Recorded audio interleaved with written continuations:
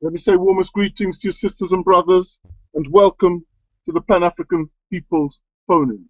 In fact, today what we're doing is a test broadcast. We are testing again. We've had many problems over the past few weeks which have affected our capacity to broadcast to you. And today, what we're going to do is essentially it's going to be a test program. We're going to run a recording, a recorded history of the Congo, at least an element of the history of the Congo, looking at the savage by the name of Leopold. Europeans called him a king, but we recognize him as a barbaric savage, anti-African barbaric savage. Those of you who are not familiar with that history, it will be well worth listening to this broadcast. It is actually of European broadcasting or sharing information about one of the people that they call a king. So it's not even us making an assessment of him, it's them looking historically at him and making their own assessment of this savage. This savage Leopold was responsible for the genocidal maniac murder of 10 million African people. 10 million African people. Many of those whom he did not completely kill off, he chopped off their hands. We're talking about children. We're talking about little African boys, little African girls, minding their own business, whose hands were literally chopped off by this savage. He didn't spare the adults either.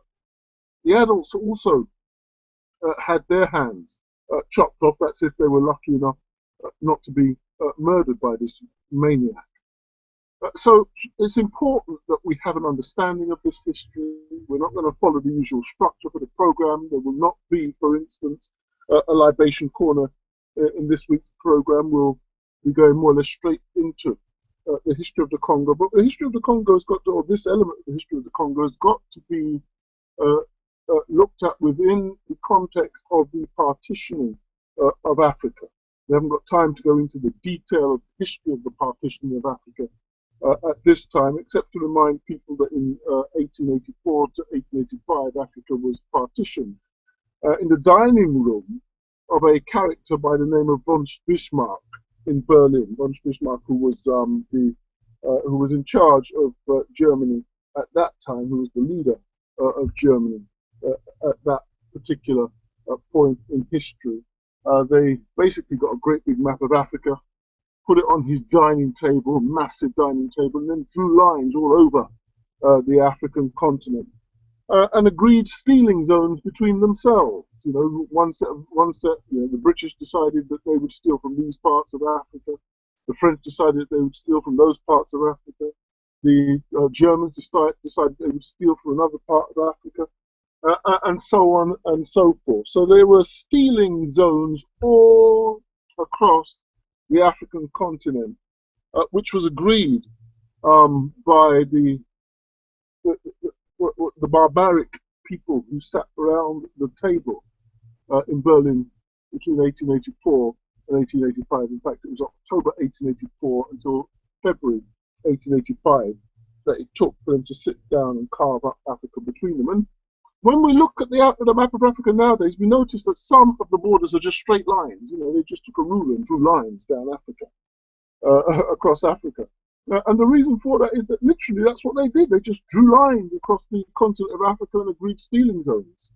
This, of course, had terrible consequences for people whose families, and certainly whose traditional groupings, some would say the word tribal groupings, the traditional groupings crossed over these lines. So many peoples were partitioned in addition to the land being partitioned. So if we go to Ghana, for instance, if you go to the eastern border of Ghana, that's the border with Togo, there you'll find that the Ewe people were partitioned, were separated. So you've got Ewe land partly in Togo and partly in Ghana.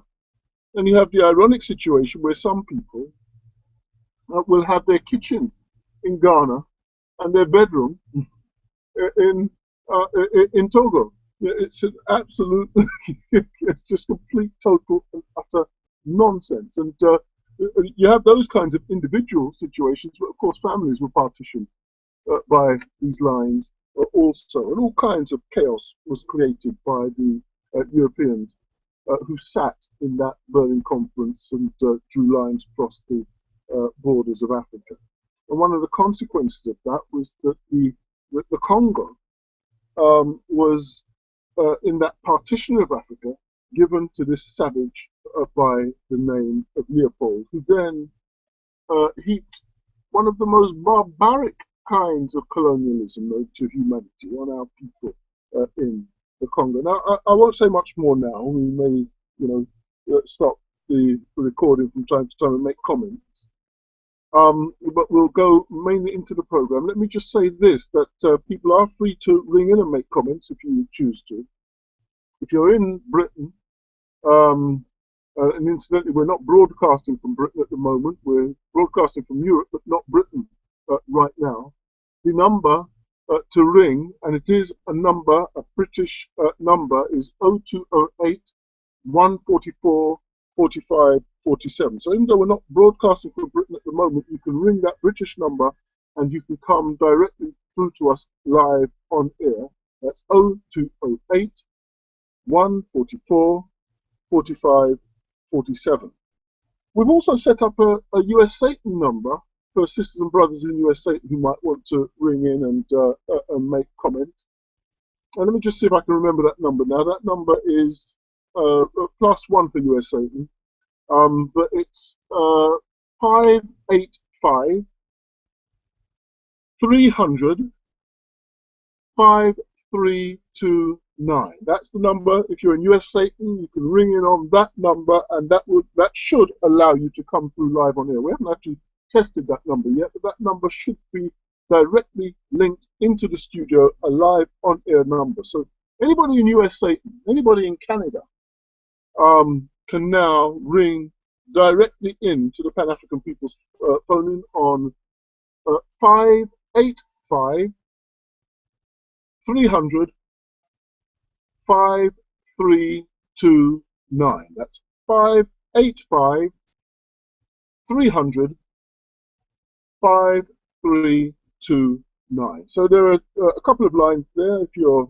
in Europe, many people can ring. Incidentally, both of those are landline numbers. Many people in Europe, across Europe, can ring a British landline number free of charge. So you should be able to get through free of charge on that number if you're anywhere in Europe. That's the 0208 144 45 47 number. And if you're in North America, US Satan or Canada, you should be able to get through completely free of charge also on 585 300 5329. Another means that we know is completely free is, of course, Skype. You can contact us on Skype, and our Skype address is simply Pan African People's Phone In. Pan African People's Phone In is one word. There are no spaces, there are no hyphens. It's all lowercase. And if you just link with that, we'll accept you, and it will allow you to be able to come live on air. But let me just say, we're not following the usual format for the program this evening.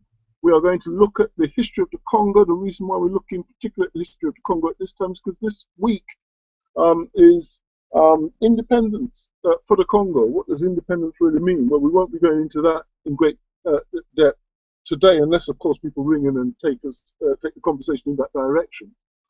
In which case, we'll stop the tape and allow that conversation to happen. But it's important to understand how we got to where we are in the Congo and in the rest of the world. And let me just explain. The Congo is strategically one of the most important parts of Africa and the world.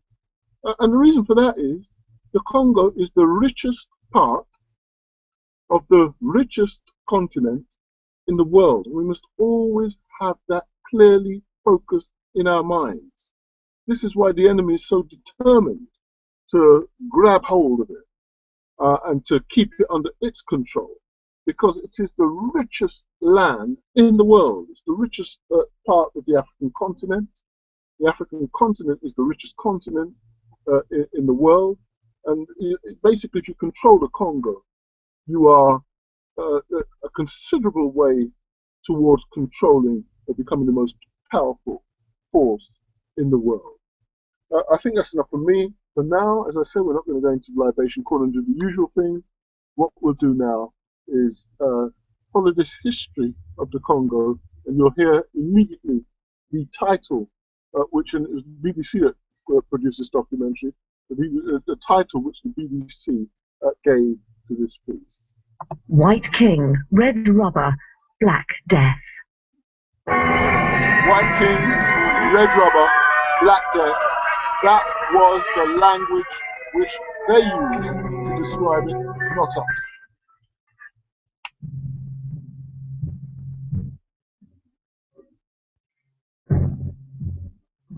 When a series of missionary photographs arrived in England in the late 19th century, they caused outrage.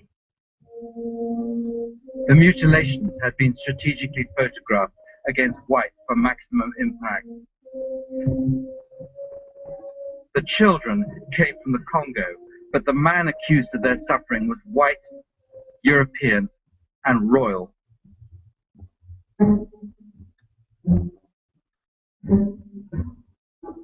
For almost 100 years, evidence has lain dormant of one of the greatest mass murders.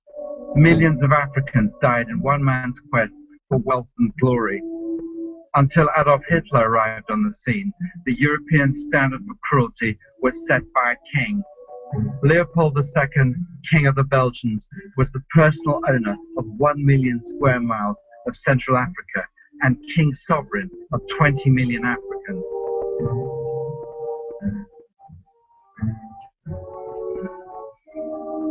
In the 1880s and 90s, the world outside Africa wanted rubber for its new bicycle and car industries, and Leopold's Congo Free State had the world's largest supply of wild rubber. The king had struck gold, black gold. He was determined to get as much rubber to Europe as he could, and as fast as he could. The rubber in this district has cost hundreds of lives. And the scenes I have witnessed while unable to help the oppressed have been almost enough to make me wish that I were dead. Over a period of 20 years, Leopold turned the Congo into a vast labor camp 80 times the size of Belgium, in the process making himself into one of the richest men in the world. As the number of deaths grew, so did his profits. This rubber traffic is steeped in blood. And were the natives to rise and sweep every white person on the upper Congo into eternity, there would still be left a fearful balance to their credit.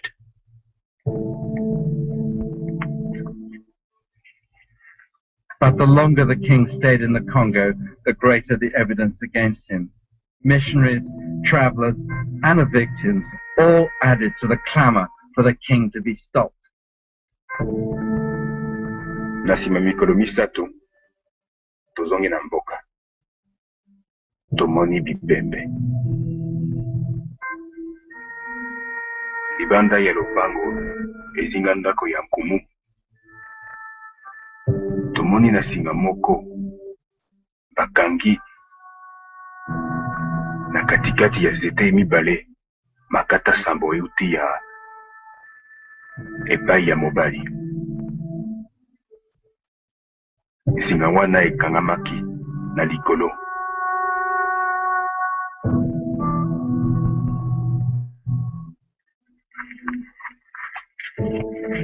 Astonishingly, for the time, there were calls for Leopold to be hanged at the new International Court of Justice in The Hague. If there were such thing as criminal prosecutions in international affairs, then assuredly a true bill would be found against a sovereign who obtained not a paltry sum of money, but a whole empire by false pretenses. Instead of being hanged, Leopold was reinvented as a great humanitarian king, a great civilizer.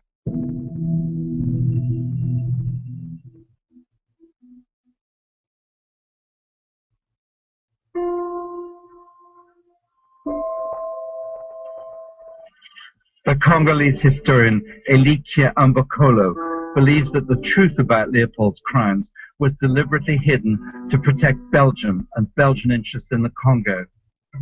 This film details the charges against King Leopold and reveals a cover-up of monumental proportions.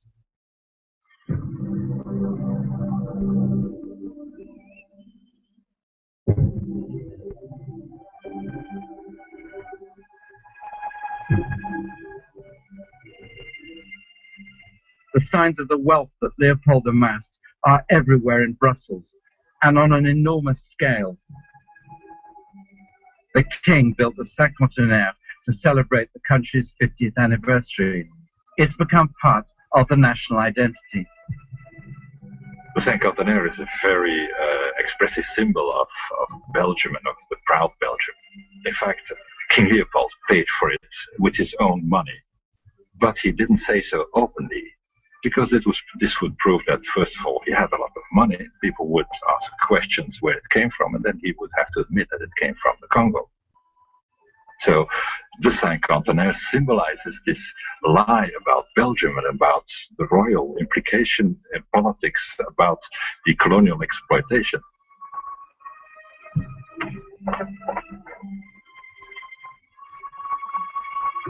C'est incroyable de voir tous ces embellissements, toutes ces réalisations, toutes ces richesses, sans une seule référence au Congo et aux Congolais.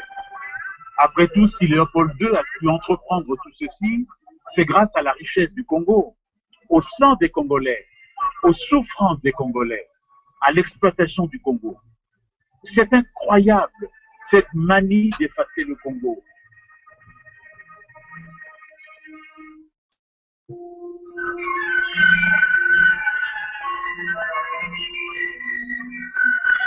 The Royal Museum for Central Africa was also built by Leopold and paid for with Congo money.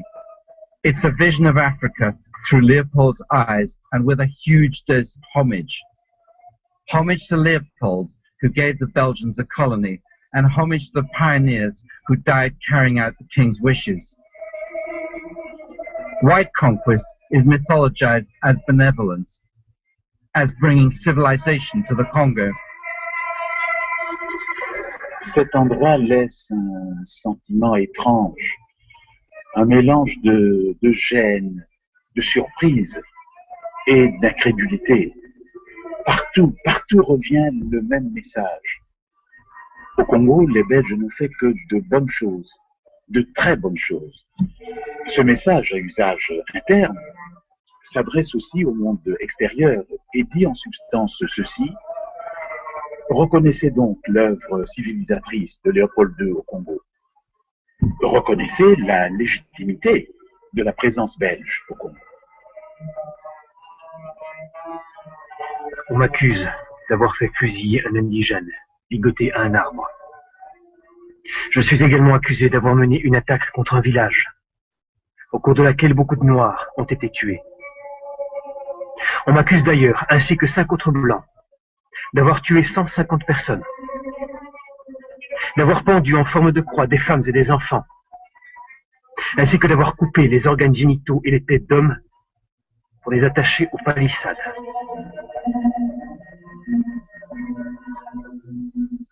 There is no doubt that a lot of things happened in Congo Free State under King Leopold II that are clearly unacceptable, that are even scandalous.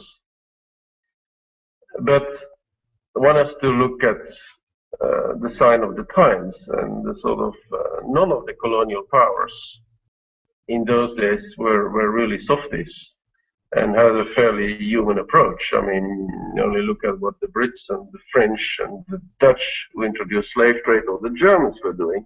So it's not a period of which you can be very proud, but one has to look at it in a particular perspective of time and of history.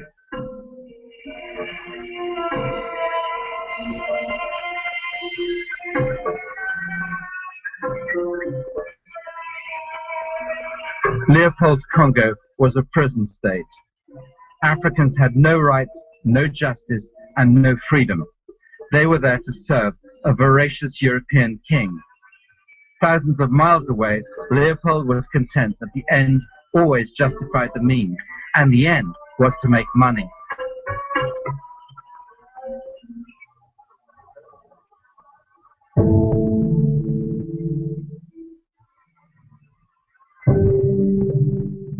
A large slice of the Congo profit was earmarked for Ostend.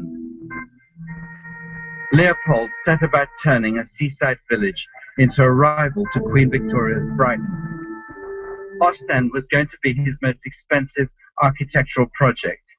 He built Venetian galleries to shelter the rich from the cold North Sea, a palace for himself, a casino, a golf course, and a racetrack. Leopold never completed his grand scheme, but a grateful people honored him with a giant statue. We staan wij hier voor een monument. Een monument dat maar dateert van 1931. Dat wil zeggen, 22 jaar na het overlijden van de koning. Verplicht ons om op te kijken vanuit kikvorstperspectief naar de koning. En dat verplicht ons een romantische voorstelling van het zogezegde nationale grootste verleden. And that romantic vision of Belgium's past has to be carefully protected. Dan is de soms moeilijk als ik een groep voor mij heb om te weten natuurlijk hoe de mensen staan tegenover die koning. Maar ik moet zeggen, als ik vermoed dat er echt zware royalisten of mensen die dus geen enkel kwaad woord over Leopold willen horen bij zijn, dan ben ik zeer voorzichtig, moet ik wel zeggen.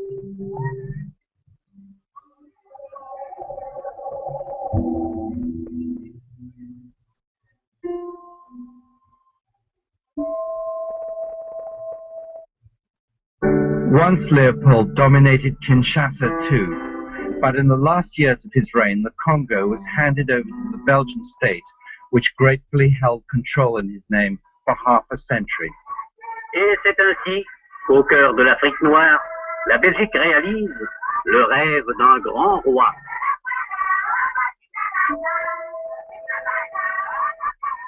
The king no longer has pride of place. The Congo is independent. Leopoldville is now Kinshasa, and Leopold is in a junkyard. Pour moi, c'était Léopold II en personne. Pas la statue de Léopold II, mais Léopold II. Tellement grand, tellement haut, qui semblait être là pour m'écraser, me dominer. Et puis, pas question de passer devant le cheval. Il fallait passer derrière. C'est comme si je me sentais obligé de respirer l'odeur des excréments du cheval de Léopold II. Après l'indépendance, il était encore là. C'était une vraie provocation. Et puis enfin, est arrivé le jour où je suis là et je vois des jeunes gens tirer Léopold II. Une revanche, une joie de voir enfin ce scandale par terre, là où il devait se trouver. But it takes more than destroying symbols to wipe out generations of foreign occupation.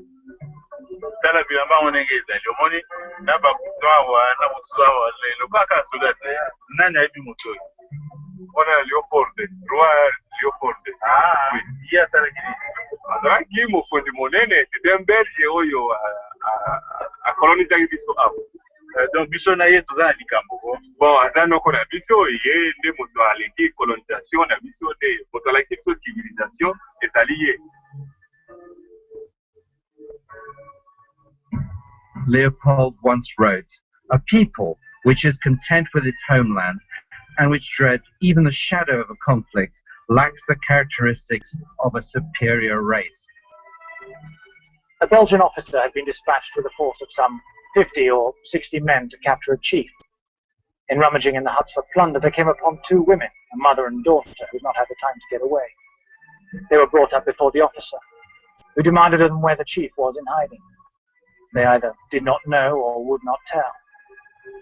He ordered them to be secured and laid out on the ground. And a stalwart soldier then proceeded to administer 50 strokes of the shikot to each. The flogging continued until each had received 200 lashes.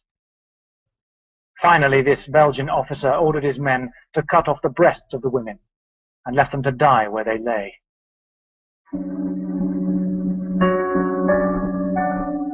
In Brussels, the statues of Leopold have not been pulled down. The old king is still part of a Belgian dynasty. Leopold's Saxe-Coburg pedigree was impeccable. His father, Leopold I, was Queen Victoria's uncle. His mother, Louise Marie d'Orléans, the eldest daughter of the French king. His father hadn't much time for the young prince, describing him as the little tyrant, and his mother remarked unkindly how he was disfigured by his enormous nose, which gives him a bird-like air. I think his mother was rather insignificant there, and maybe also this explains a lot about his character, the lack of love, the lack of affection, which he compensated by saying that affection didn't bother him, or as he told at the end of his life when he was very unpopular, that he was not interested in popularity. Of course, this was a way of saying I'm very sad about the fact that I'm not popular. Leopold's arranged marriage to the 16-year-old Archduchess Maria Theresa was a disaster. A society lady summed up the match as being between a stable boy and a nun. And by nun, she meant Leopold. The couple had to get sex advice from Aunt Victoria and Uncle Albert on a visit to London. They did have 3 daughters. Their son died young, so there was no surviving male heir.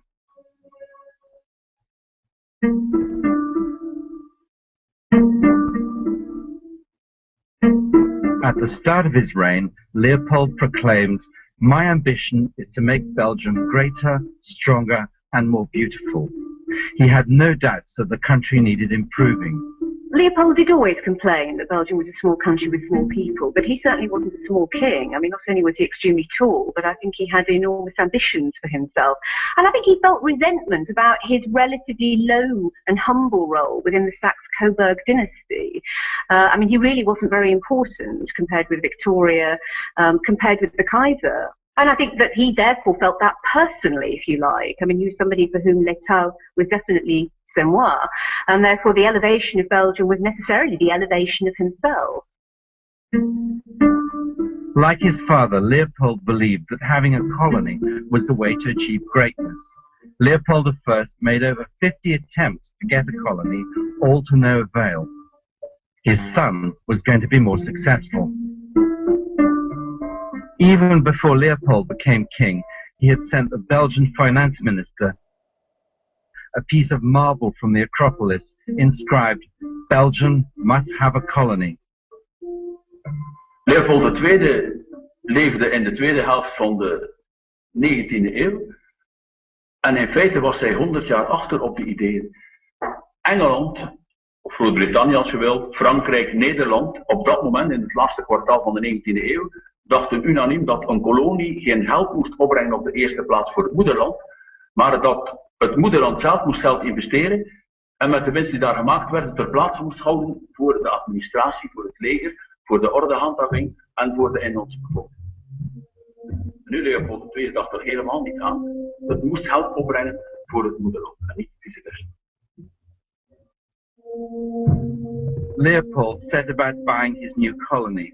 He tried Sarawak, the New Hebrides, the Fiji Islands, and the Philippines, until there was practically nowhere else left for him to look, apart from one place. At the start of Leopold's reign, the Congo was unknown territory to Europeans. For Leopold, it represented his last chance.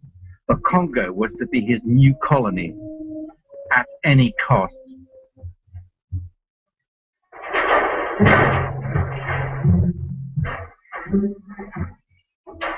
The man who was going to make this possible was Henry Morton Stanley, a former workhouse boy from Wales.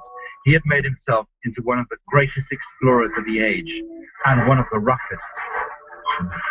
His expedition to cross Africa from east to west was the most expensive ever undertaken. Stanley, coming from the east, was getting into the Congo through the back door. No white man had ever crossed the continent before. Stanley would have to walk or canoe 7,000 miles. Leopold knew that if Stanley succeeded, he would effectively open up the Congo.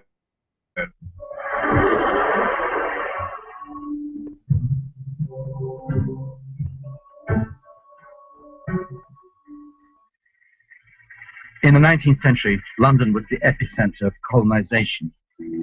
At Claridge's, Leopold entertained explorers, geographers and generals, all to sell his Congo venture.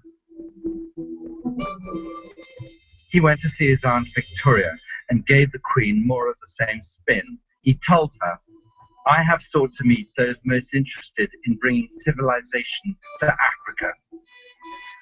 Back home, he organized a geographical conference, turning his palace into a luxury hotel for the delegates and supervising every detail. He declared that his aims in Africa were completely charitable and philanthropic. The Congo was about to receive all the benefits of civilization and Christianity. Meteen ook, omdat hij hier in een christelijk land zat, was dat ook maar goed meegenomen dat hij daar dan meteen wel het christendom wilde helpen propageren. Alhoewel wij toch weten dat hij zo geen overtuigd christen was. Maar goed, dat is een persoonlijke zaak. Each of the conference delegates received a portrait of the king. Leopold knew exactly how to use snobbery as a weapon. The news that Stanley had successfully crossed Africa was the signal for Leopold to act. In his scrawling handwriting, he wrote to an aide that he did not want to miss out on this magnificent African cake.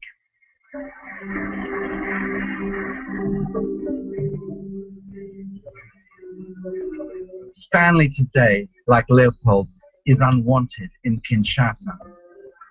But in 1887, Stanley was the man that the king needed.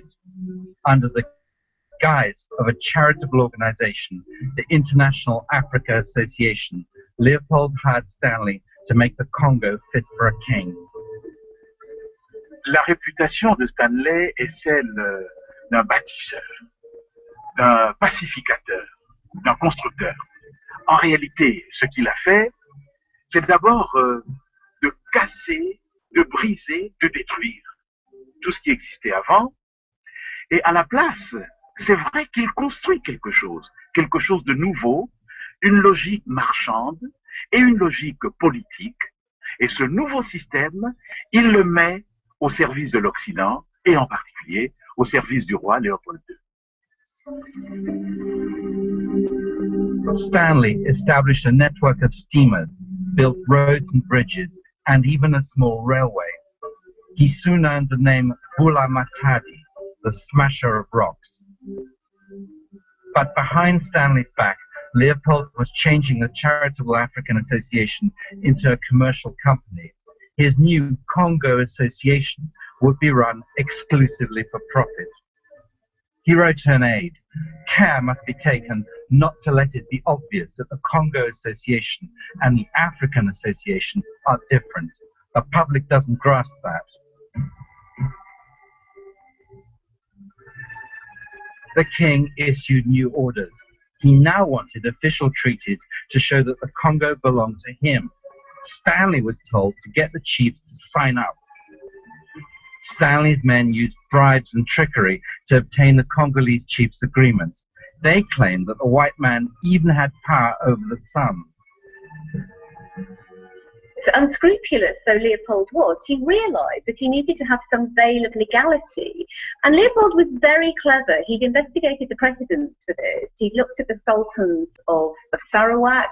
He'd looked at North American Indians. He'd looked even at some of the Indian treaties that the British had established. And he realised that with these bits of paper, if he ever came to be challenged, as he was later, over his authority over this territory, he would be able to produce these ostensible contracts. So Stanley was absolutely crucial in achieving that.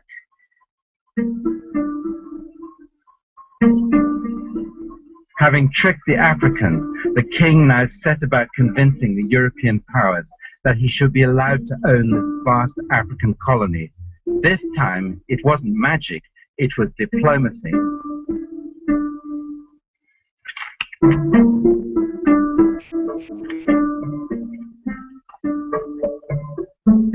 By 1884, the great powers were all lined up in Berlin to hand over the Congo to the king. No Africans were invited. C'est l'acte du 26 février 1885 à Berlin. Ce document est connu dans l'histoire comme étant l'acte général de la conférence de Berlin. Léopold II, roi de Belgique, n'était pas présent à Berlin.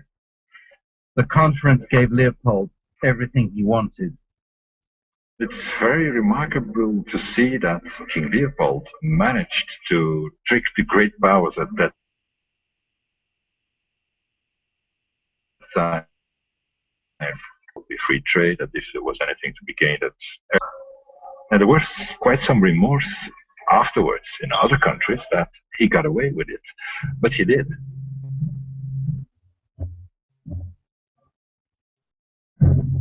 Le Congo est à peine reconnu par les grandes puissances comme propriété personnelle de Léopold II que le roi met en branle sa machine infernale dès le 1er juillet 1885, un décret stipule que toutes les terres vacantes sont propriété de l'État. En 91 et en 92, d'autres décrets vont déclarer les produits de la forêt appartenant exclusivement à l'État. Et les indigènes ne peuvent pas les exploiter, sauf pour l'État. Donc, en un tour de main, Léopold II a dépouillé les Africains de tous leurs biens et transformé le Congo en un vaste camp de travail forcé.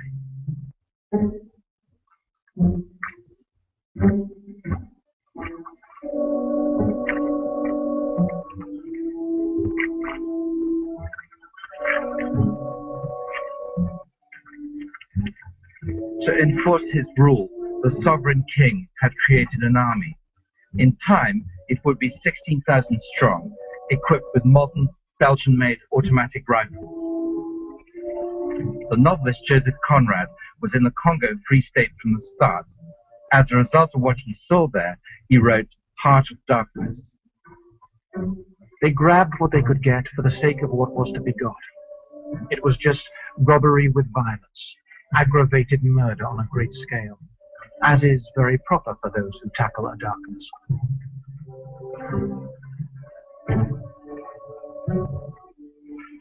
Bango bazalaki na mindoki okoki kobunana ye te bakobete bino masasi lokola nyama koboma bato ebele bakovanda ndako te bakovandaka obele kuna boyi na zamba lokola nyama. Fear, like forced labor, was an integral part of the king's plans to make the Congo profitable. A British diplomat recalled how Leopold laughed at the idea of respecting the rights of the native and talked of having a garrison to coerce them into paying revenue. Underpinning this, as usual, is an idea. It's not just practical politics. This is the high point of scientific racism, and the view that in Africa you have a quite distinct group of people with a different physiognomy, with a different mentality, with different intellectual capacities, and that they basically, whether it's because of their inherent biological nature or because of their culture, they won't work for money, they won't work for the normal incentives. They were fundamentally lazy and barbaric and savage.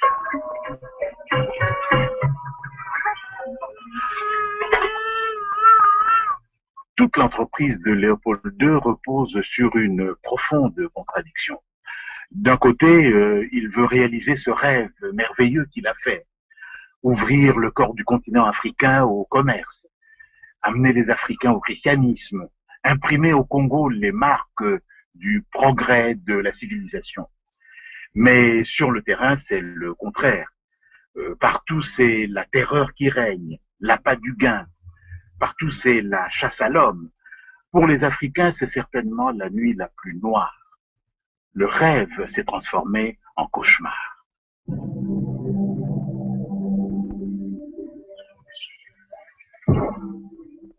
The conquest of the earth, which mostly means the taking it away from those who have a different complexion or slightly flatter noses than ourselves, is not a pretty thing when you look into it too much. In 1890, on a visit to the Congo, an African-American, George Washington Williams, was so appalled at what he witnessed there that he compiled a report and sent it to the American government. 2 Belgian army officers saw from the deck of their steamer a native canoe some distance away. The officers made a wager of £5 that they could hit the native with their rifles. 3 shots were fired. The native fell dead, pierced through the head, and the trade canoe was transformed into a funeral barge and floated down the river. Williams died in England on his way back to America, but his report survived. It was the first published criticism of the king's new state. Williams écrit au secrétaire d'État américain et décrit de manière parfaite les conditions de vie des Africains au Congo et utilise l'expression « Léopold II est responsable de beaucoup de crimes contre l'humanité ».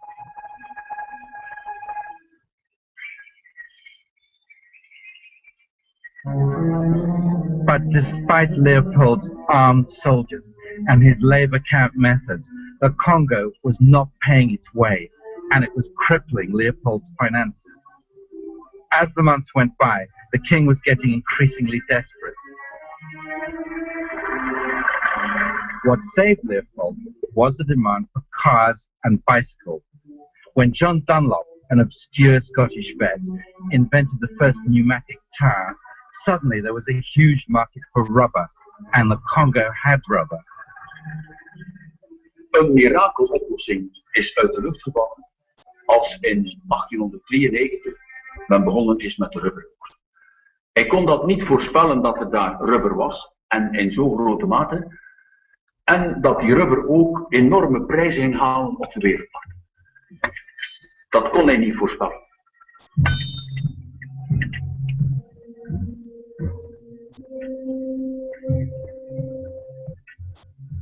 In the years to come, there will be competition from rubber plantations in Asia and South America, but for now, the king had the market all to himself.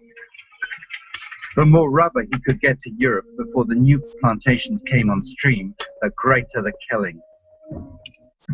Leopold combined the mind of a businessman and entrepreneur on one side and the mind of a political megalomaniac on the other side. The two are very much linked together. Certainly, at that time, the second half of the 19th century, there's a clear link between economic power and political power. If you wanted to mean something, you had to have a lot of money, and that's what he intended to do with the Congo. For Leopold, transforming his new assets into cash simply meant ratcheting up the level of force. Villages in the rubber areas were set heavy targets and punished violently for refusal or failure to deliver. The reign of terror had begun.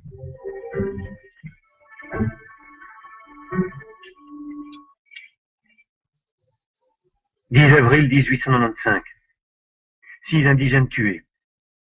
Village livré aux flammes. Déjeuner puis retour. 17 avril 1895. Parti avec 80 hommes pour Baouro. Une quinzaine de personnes tuées. 25 avril. Arrivée à Iteke. Brûler le village ainsi que Yambi. Ilongo. Brûler le village et tuer un indigène. Arrivé à Bakolo à 16 h. Brûlé. Arrivé à Yabumba à 11h40. Je fais brûler le village.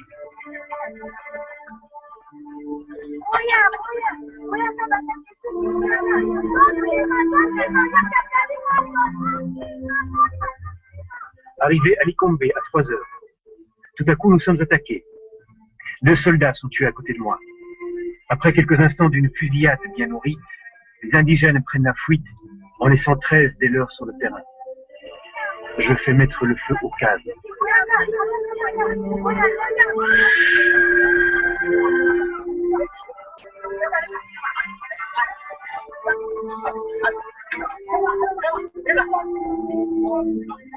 Mi-juin. Je me dirige ensuite sur Yamapete. Je fais incendie du village. Après un bon déjeuner, nous rentrons en triomphe à Pasoko, avec nos sanglants trophées. 10 juin, nous trouvons Yambisi. Nous envoyons plusieurs groupes de soldats battre la plaine. Ils reviennent quelques heures après avec 11 têtes et 9 prisonniers.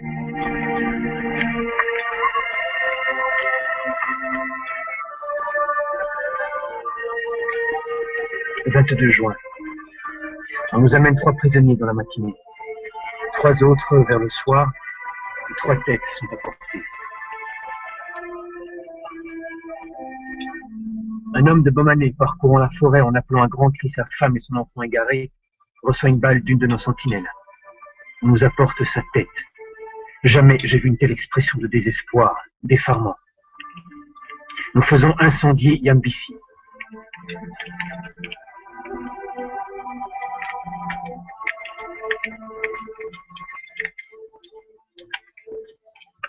Ik denk dat inderdaad Leopold II morele verantwoordelijkheid draagt voor wat binnen het systeem waar hij achter stond en dat hij heeft georganiseerd, ja, dat hij daar de morele verantwoordelijkheid voor draagt, natuurlijk. Dat is duidelijk. As the death toll rose in the Congo, Leopold was busy consolidating his reputation as a philanthropist and humanitarian. The king was facing opposition from what were known at that time as Arab slavers, who still controlled a large part of his Congo. Defeating the Arabs was heralded as freeing the Congo from slavery, but in reality Leopold was getting rid of his competitors.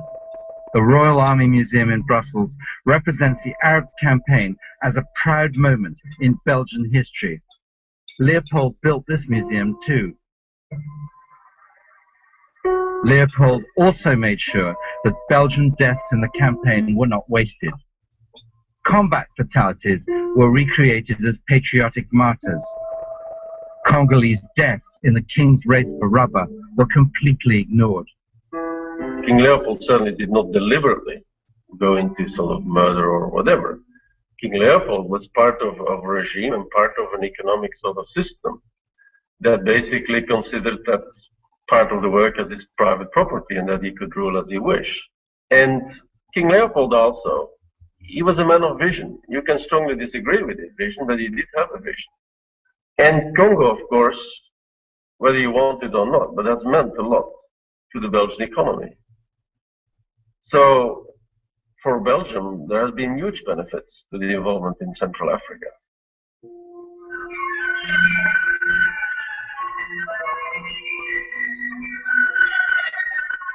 In Leopold's time, the main witnesses to the atrocities were the missionaries. Living in the rubber districts meant it was impossible for them not to see what was going on. On December the 23rd, 1893, the state sent down some canoes on the cover of night to the town of Ikenga. The people were quietly sleeping in their beds when they heard a shot fired and ran out to see what was the matter. Finding the soldiers had surrounded the town, their only thought was to escape. As they ran out of their homes, men, women, and children, they were ruthlessly shot down. Their town was utterly destroyed and is a ruin unto this day. The only reason for this fight was that the people had failed to bring in food to the state upon that one day.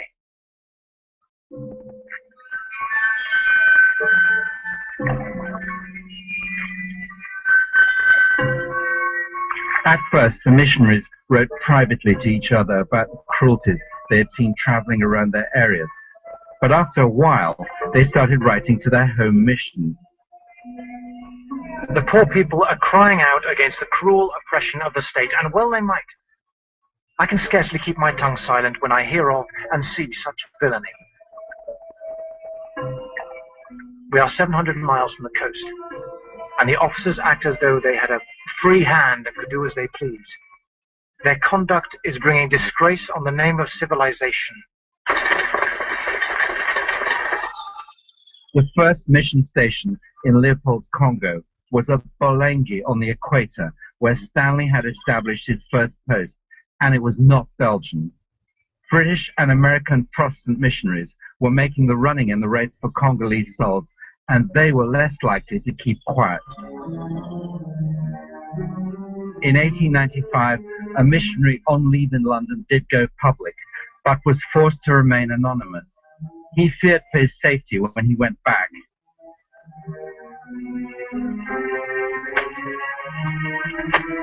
By now, the missionaries knew all too well the severity of the punishments the state handed out.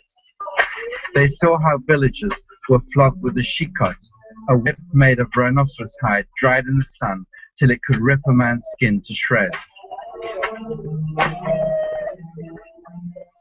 They saw men tortured to death with burning copal. A missionary described how the soldier found horrible pleasure in pouring the copal over a prisoner's head.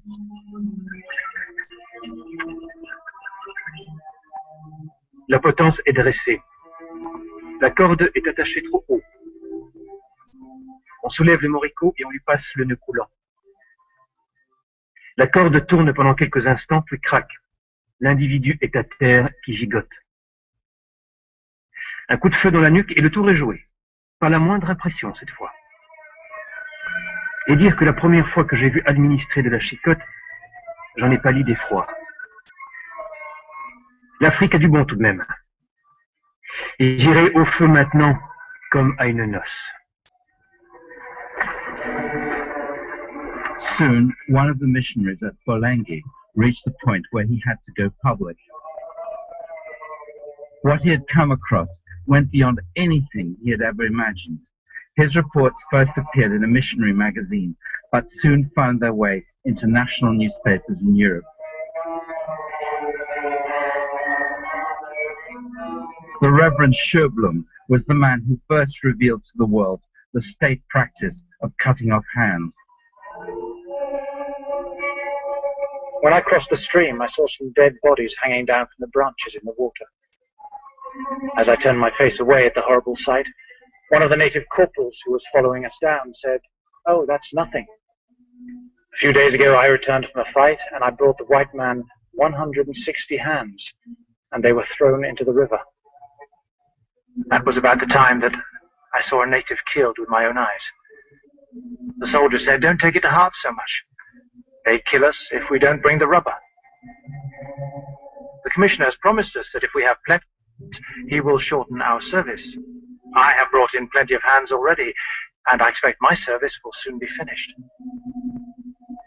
Leopold's soldiers were being ordered to cut off the right hands of dead bodies. Each soldier was issued a fixed number of cartridges before a raid, and to prove to the white officers that he hadn't wasted any, the soldier had to bring back a cut hand for each cartridge that he'd fired.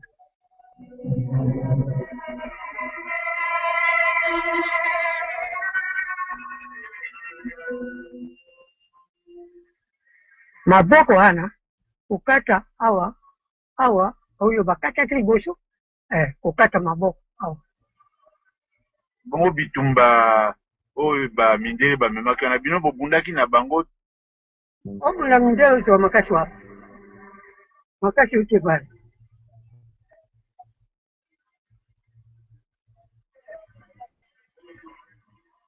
mindele akautu bazaki penza batu mabe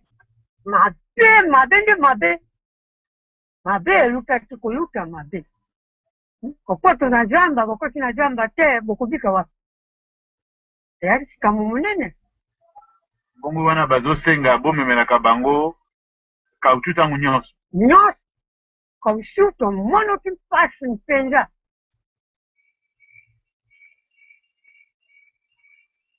In each army unit, soldiers were designated to smoke the cut hands to preserve them. The hands were then taken to the officers to show that all the ammunition had been well used. Basoda bamemi ngai na bakangami misusu na bikolo. Bamemi ngai na bwato. Na bwato wana namoni ekolo moko. Ekolo wana etonda kiti na katikati na maboko bakata. Tango tokomaki na bikoro. Namoni na miso na ngai moko. Ndenge basoda balakisi ekolo etonda na maboko bakata na modele oyo babengaka mesolo. Moto aza moto. Une personne humaine est une personne humaine. Ce dicton du Haut-Congo veut dire que nul n'a le droit d'attenter à l'intégrité physique ou morale d'une personne. Donc, couper les mains n'a jamais été une de ces soi-disant coutumes étranges des Africains. Couper les mains, c'est une innovation créée et introduite au Congo par les agents de Léopold II. On the 14th of December 1895, Mr. Sjöblom, Mrs. Banks and myself saw one of these sentries with a basket full of smoked hands. We got the sentry to stop and show us how many he had. He took them out of the basket and laid them in a row before us. 18 right hands of men, women, and children. The sentry wanted to beat the woman who was carrying them for him, as he said there ought to be 19, and she had lost one. Surely the king of the Belgians cannot be cognizant of these barbarous proceedings on the part of his servants.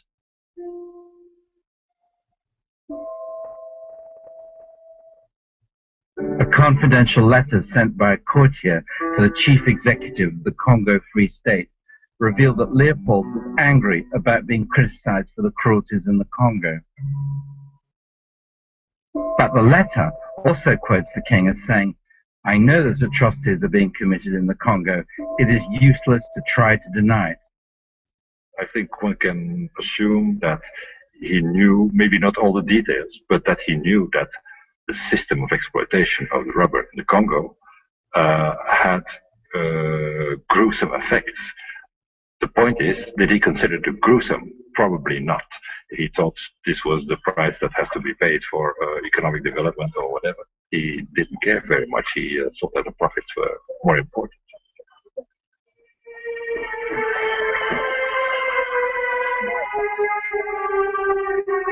Ntango mondele ayaki na basuka na ye mpona koboma biso, nakimaki na mwana na ngai ya mobali na mapeka. Lisasi moko elelelaki ngai na litoi, ezwaki ngai te kasi nakwei na mabele. Ntango natelemi, nasundoli mwana na ngai mpo nakoka kokima mbangu. Ntango nazongi na ndako, ndeko na ngai ya mobali azalaki kokumba mwana na ngai na maboko. Basi kokata ye loboko moko na likolo. Natikali kosalisa ye.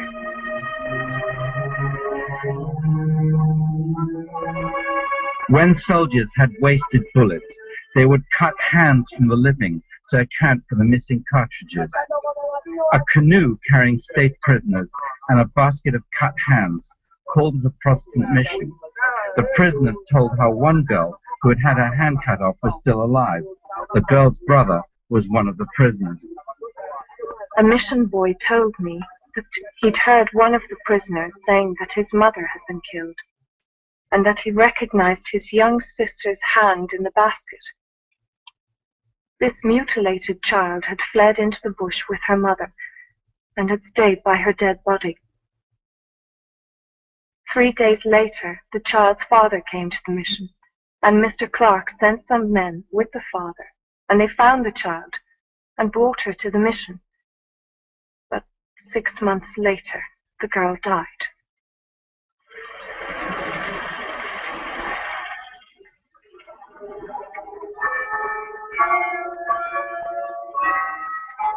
Antwerp was where the Congo rubber arrived.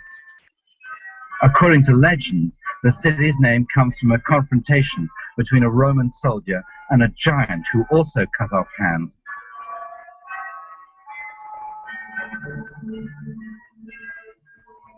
Any connection between the city's symbol and cut hands in the Congo is seldom made in Antwerp. It's as though the crimes of the Congo are totally forgotten, or worse, never happened.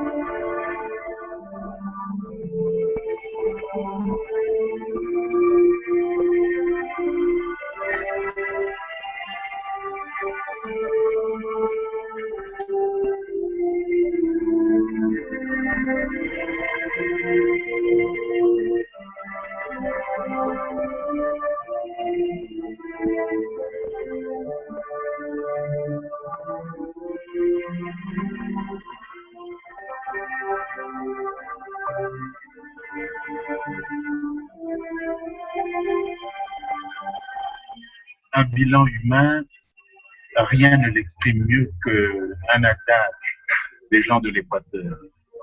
Beto fait voler Iwo, le caoutchouc et la mort. En 1920, le Congo compte 10 millions d'habitants. Par rapport à 1880, c'est 2 fois moins. Donc en 40 ans, le pays a perdu 10 millions de personnes globalement. Mais dans certaines localités, les pertes s'élèvent à 60, 70, 90%. Donc le caoutchouc a été la catastrophe. Jamais les peuples du Congo n'avaient connu un désastre pareil.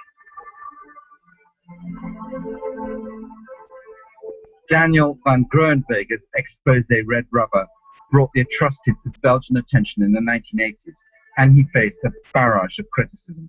Le grand problème, c'était les anciens coloniaux, surtout des militaires. L'association Pro-Belgica, qui regroupe, disons, 61 associations patriotiques, a fait une lettre de réclamation et une demande d'enquête au ministre de l'Éducation nationale.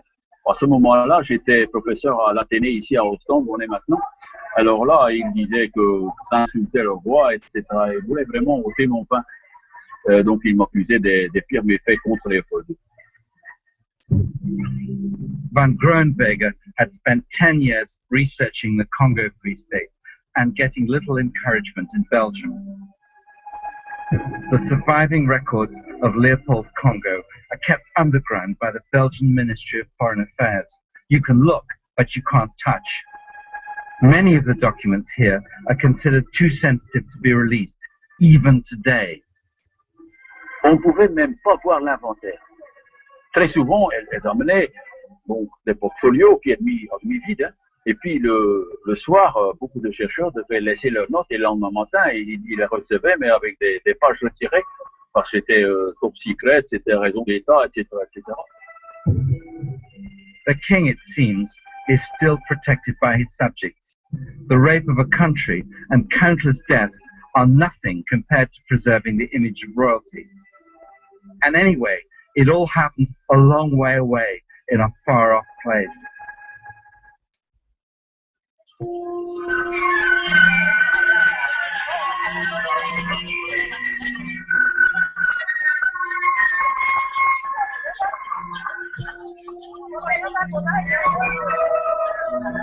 It was in the Equator province where many of the worst abuses occurred. Leopold had divided the Congo into separate districts, each under the control of a commissioner, most often recruited from and paid by the Belgian army. The Equator was run by an official who stands out as one of the great villains of the Congo Free State. Léon Fiévé was a master in the use of violence to increase the rubber exports. He collected rubber in enormous quantities, at a rate of 1 ton a day, it's said. Common report on the Congo states that he caused more than 1,000 persons to be mutilated. It's also reported that he boasted of the cruelties, and certainly the result of them is evident to this day, for the people fled from the district in their thousands and have never returned.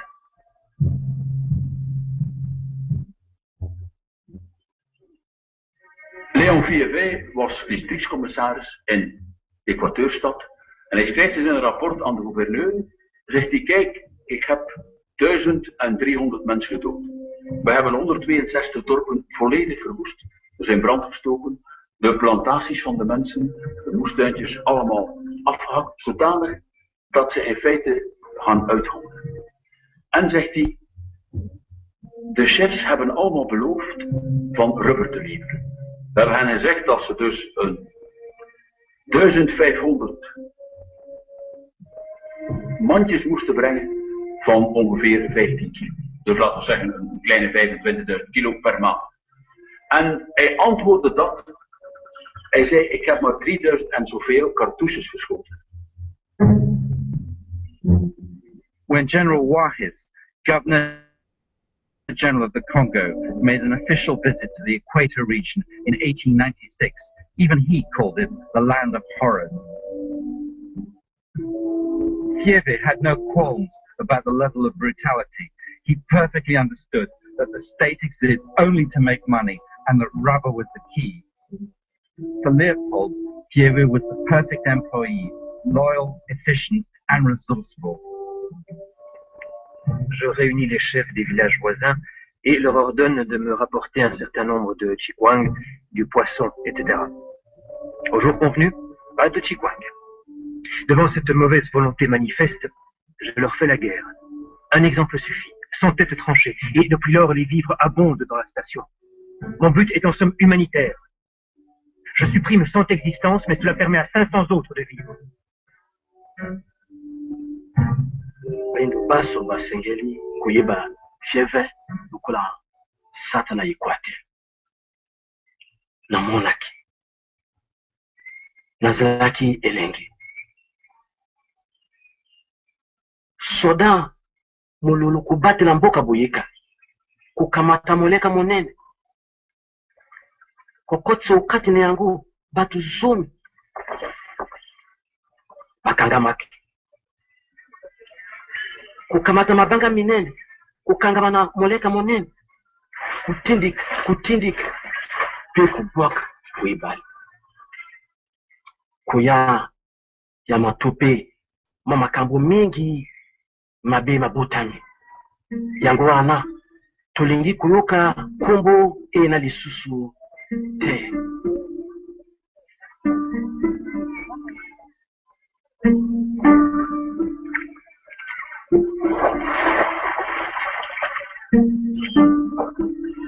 Boyeka, where Fieve's men drowned the villagers, is still there today.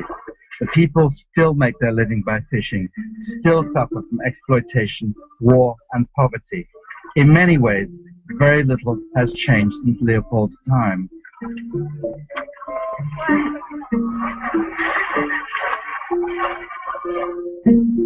C'est-à-dire qu'en ayant lu et sachant ce qui s'est passé ici il y a 100 ans, brusquement je me trouve dans ces lieux, il y a visiblement un choc parce que j'imagine ce que ça a dû être pour ces gens avec leur manière d'être et leur genre de vie, de voir brusquement, sans raison, sans explication, des gens qu'on ne connaît pas, à qui on n'a pas demandé de venir ici, voir brusquement ces gens ici faire des choses qui n'avaient absolument aucune explication.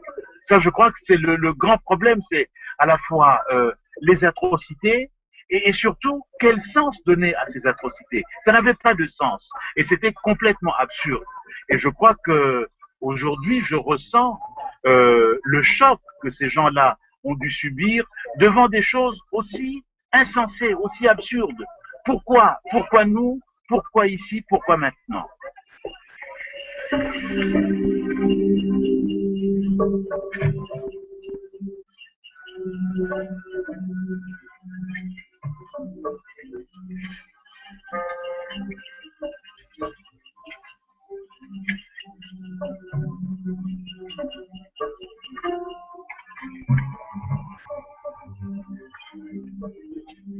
All that mattered to Leopold was to keep up the supply of rubber. But to get the Congolese to work hard, he had to find a way to make his agents work hard as well. A confidential message went to the Governor General. Leopold was transmitting his greed to the agents. The state was going to pay commission to stimulate zeal. Le commandant Meus a passé l'inspection de mon poste. À son départ, il m'avait bien recommandé de m'occuper activement de la récolte du caoutchouc. De 360 kg en septembre, j'ai monté en octobre à 1500. J'arriverai au 1er janvier à 4000 kg par mois, soit 500 francs de bénéfices en sus de mes appointements. J'ai réellement une chance de pendu. Et admettons que je joue caoutchouc pendant 2 ans, cela fera la somme de 12 000 à 15 000 balles belges. Leopold carefully controlled the commission system. He decided the exact percentage rate that the agents would be paid as a bonus. Al de agenten, zowel de districtscommissaris tot de laatste agent, die kregen dus premies. Dus hoe meer rubber, hoe meer premies.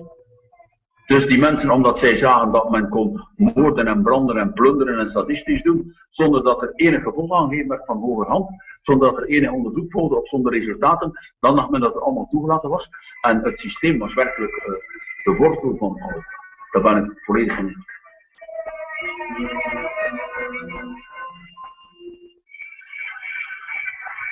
Another instruction was issued. This time, the state was condoning slavery. Leopold was going to pay commission to the agents for recruits to the army. How the agents got them was up to them. The Congo state will allot for each recruit obtained a bonus of the following lines: 90 francs for every healthy and vigorous man considered fit for military service and whose stature exceeds 1 meter 55 centimeters. 65 francs for every youth whose stature is at least 1 meter 35 centimeters. 15 francs per male child.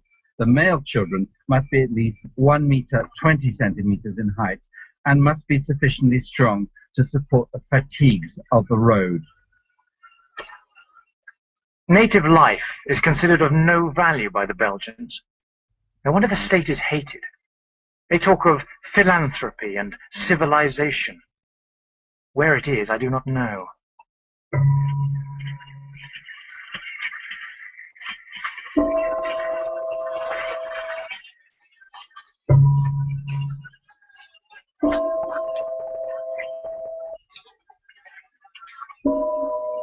The state has not suppressed slavery, but established a monopoly by driving out the Arab competitors. This is no reasonable way of settling the land, it is merely persecution. If the Arabs had been the masters, it would be styled iniquitous trafficking in human flesh and blood. But being under the administration of the Congo Free State, it is merely a part of liberating the natives.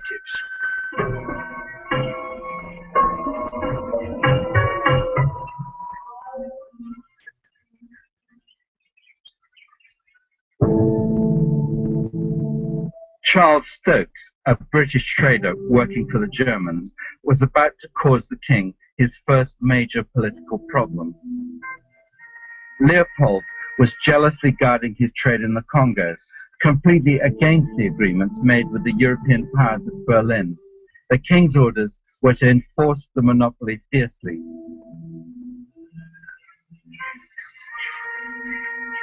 Stokes was arrested for trading in state territory and sentenced to death by Captain Hubert Lothaire, an officer well known in the Congo. The people on the Lulanga River call him Lofembe. Some 4 years ago, he arrived with black troops and pitched his camp.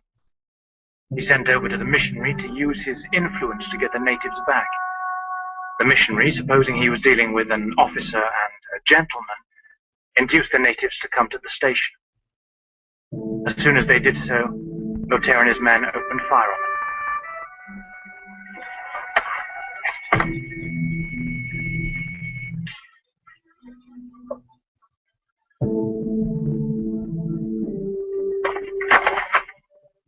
The hanging was a major political mistake. Up till then, the victims of the Congo Free State had been African. There was outrage in Britain and Germany. In the end, the king had to pay compensation to both countries, and from now on, the European powers were increasingly wary of Leopold.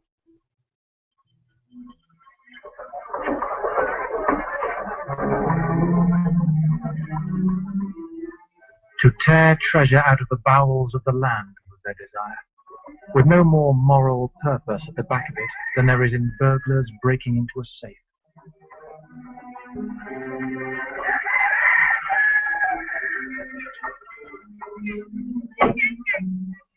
Leopold's response to the pressure on him after the Stokes affair was very Leopold. He set up new concessions to exploit the rubber. He claimed he was opening the Congo to outsiders, but the king made sure his men were on the boards of the new companies and he took 50% of the profits.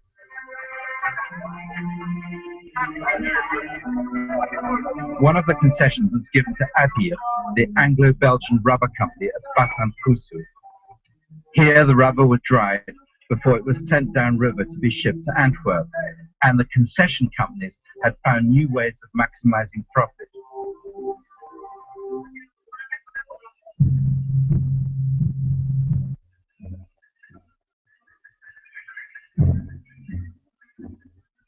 Leopold's companies were taking the wives of the rubber collectors hostage. The women were only released when sufficient rubber had been collected. The hostage system was organized by the concession companies with the full knowledge of the state and of the king himself.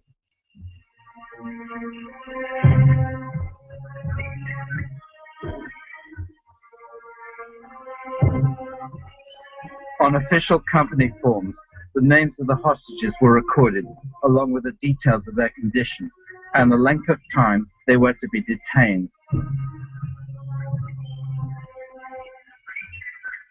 The procedure was so institutionalized that each of the company's agents was given an official hostage license, authorizing them to detain women at will. Les femmes me privent à la dernière palabre d'Encuetra, me donnent du fil à retordre. Tous les soldats voudraient en avoir une. Les sentinelles chargées de la surveillance des chaînes libèrent les plus jolies et les violent.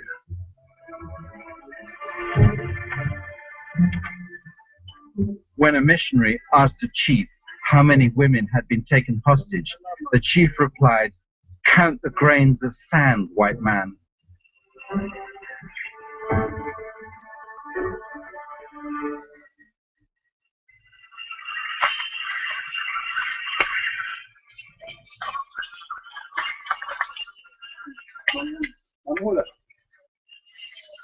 Toi, le monde.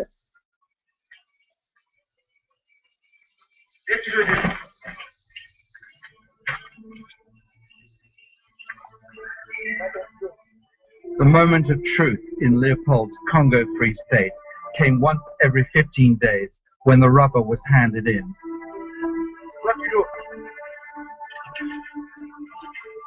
The state talked about the rubber harvest and the rubber market, but the reality was completely different. For the collectors, this was when they would either get their wives back or face more punishment, even death, if they had not met their targets. For the agents, this was when they would be able to start calculating their commission. And for the king, this was the proof that his new concession companies worked and brought him even more wealth. En 6 ans, les profits nets s'élèvent à 720 000 livres pour un capital souscrit de 9 300 livres environ. Et l'action achetée 4 livres rapporte 335 livres. Mais le roi a un appétit d'ogre, insatiable. Il veut toujours plus. En fait, si le roi devient riche, la Belgique aussi devient riche. Donc, ce que Léopold II transmet à la Belgique, ce n'est pas seulement le Congo. C'est aussi le système des compagnies concessionnaires avec toute leur force de corruption et aussi avec tous les abus qui leur sont associés.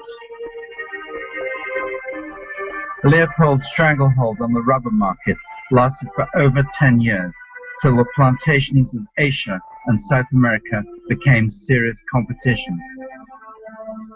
The profits all went to Belgium, but how much remains in the hands of the royal family today is still a matter of speculation. Leopold once said about his Congo, "What I do there is done as a Christian duty to the poor Africans, and I do not wish to have 1 franc back of all the money I have expended."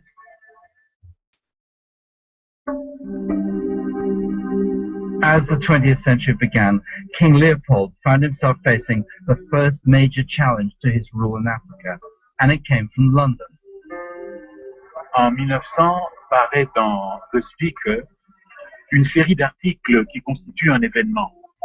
L'auteur, visiblement très bien informé, avance des faits, des certitudes, pas des insinuations. Le coup est très bien joué parce que les articles sont anonymes, ce qui suscite une curiosité générale. Qui est l'auteur? Que veut-il? L'auteur de ces articles, c'est Edmund Dean Morrell.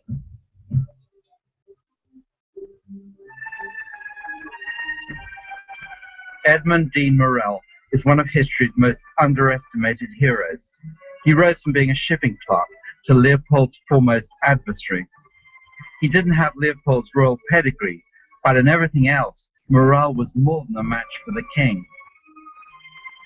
A Liverpool shipping line handled Leopold's rubber cargoes, and Morrell got his first job there. But he soon became a leading journalist on West African affairs. Because he's working in the West African trade, he specialises in West African news. So he's somebody who becomes a specialist and expert in West and Central African affairs.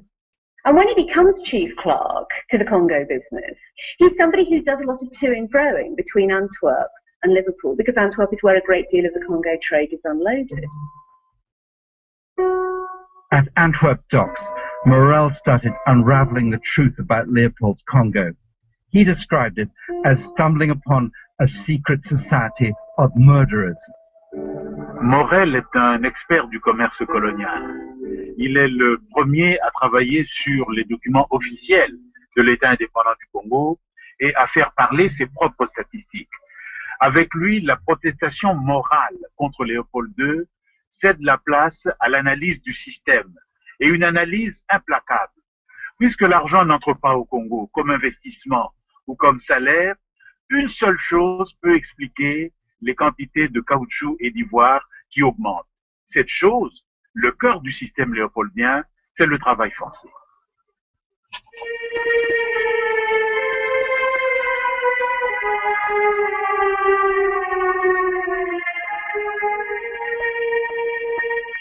Morel had produced the first incontrovertible evidence of Leopold's crimes.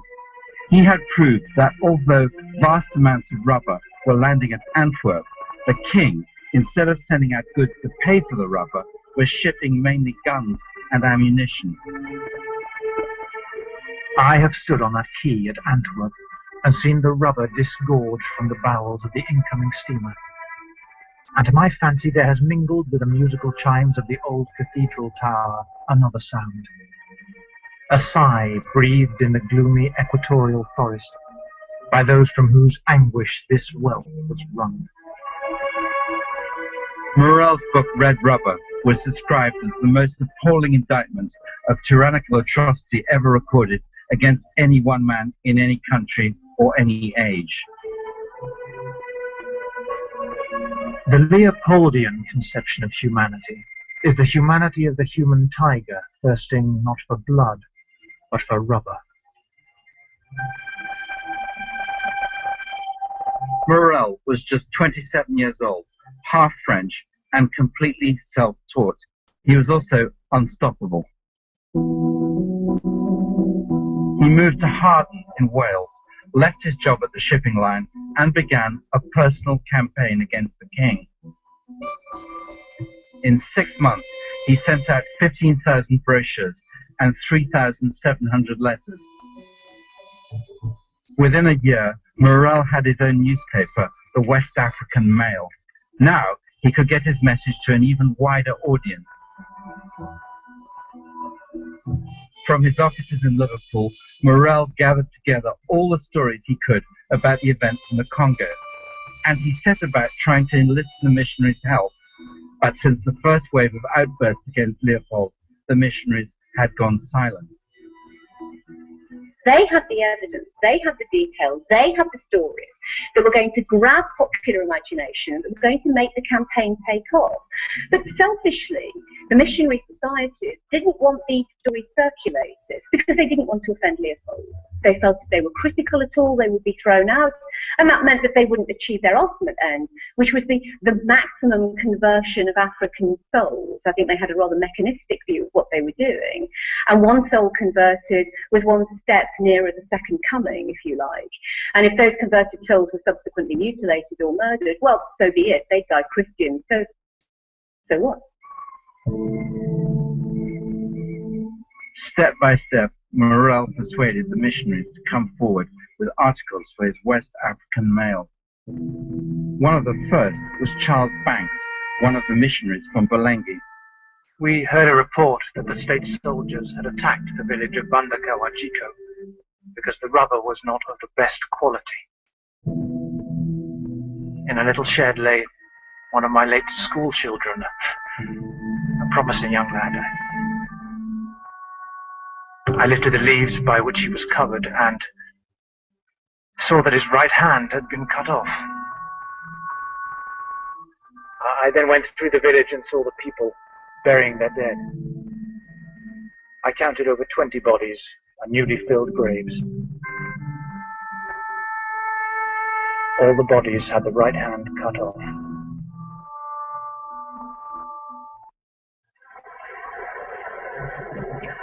Morel recherche l'efficacité.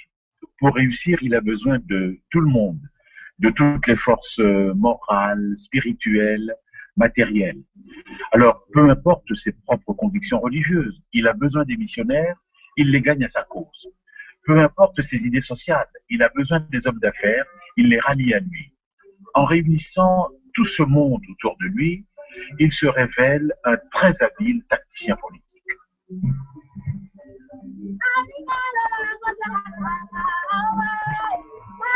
7,000 miles away, Morel now had a new ally.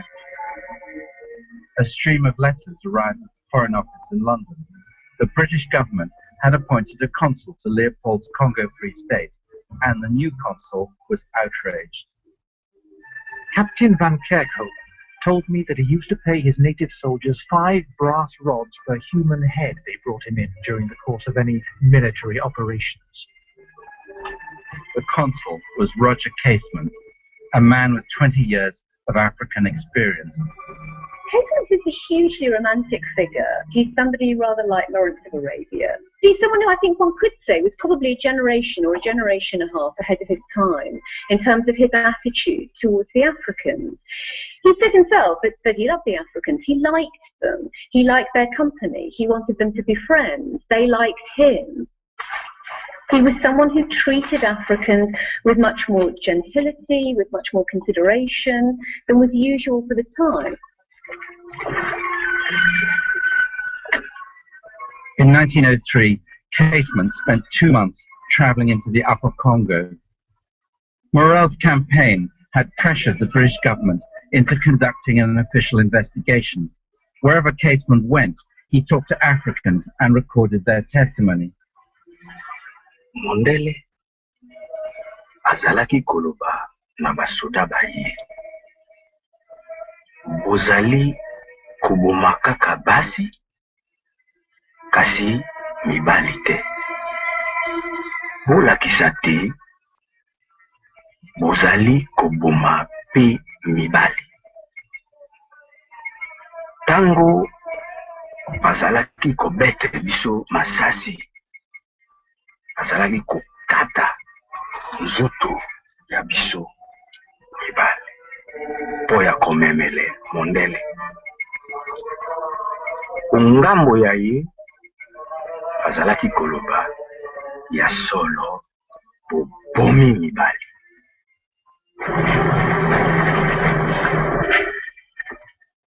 Casement realized, as had Morel, that the missionaries were the key witnesses, and he wanted to persuade them to go public with what they knew.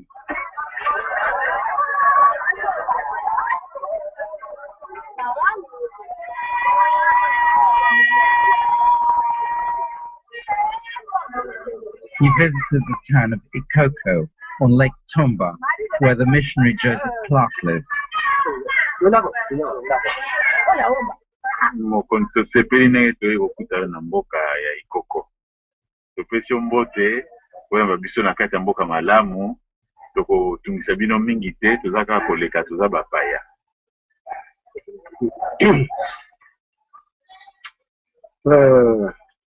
Nasipuli mingi na makambo mengi ezali koyebisa ngai.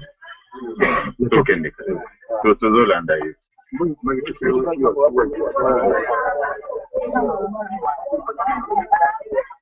Joseph Clark was known to the Africans then and now as Heavy.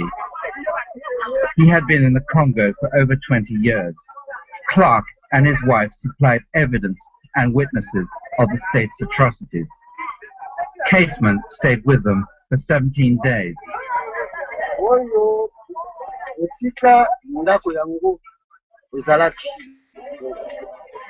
Ezaki mire ya ebale nongwa tikuna mosusu mpe libanga aloba oyo esika monsieur Clark avandaki awa ntango wana caoutchouc kilo zomi me soki okokisi te babomile to bakati ya maboko.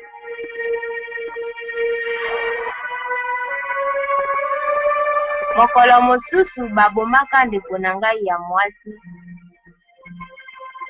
mpe bakataka ye moto, maboko na makolo mpo alataki pauni.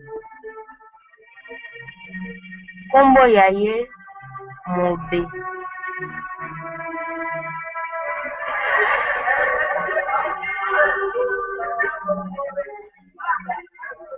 The villagers of Ikoko still have to use the same school and church that Joseph Clark built for them 100 years ago. Koko Clark ayakira kusabisa makambo ya bien. Ote kibi so da civiliser.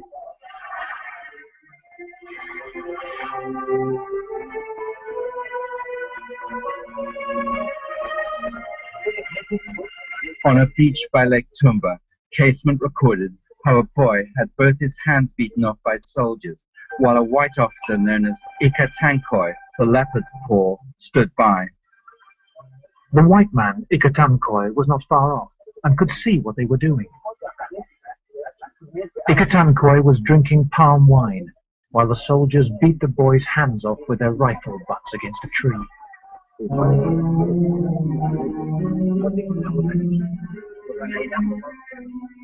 The boy's name was Mola. Morel published his photograph in the West African Mail.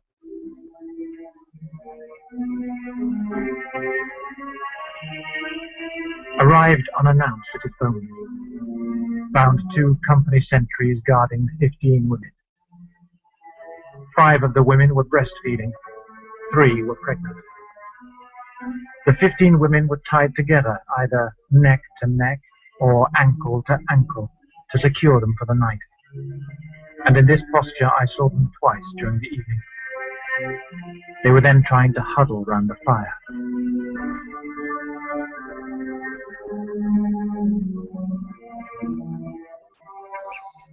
Casement was so horrified by everything that he'd seen that on the day he left for England, he delivered a vitriolic letter to the Governor-General, knowing full well that meant that he would never be allowed to return.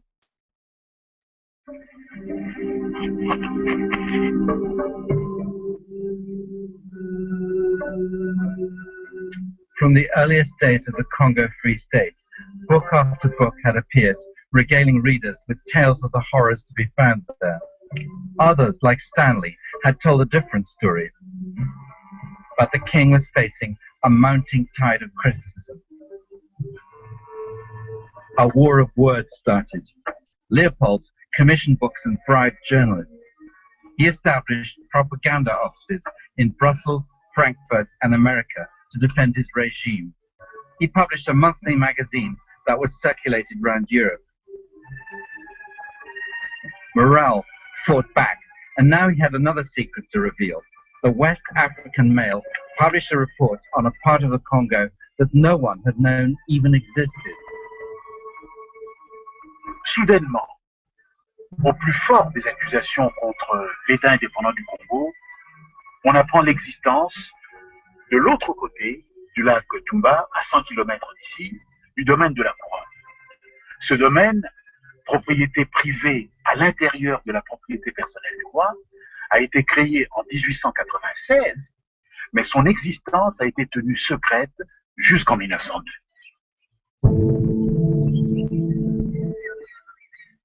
The Crown domain, 10 times the size of Belgium, was completely sealed off.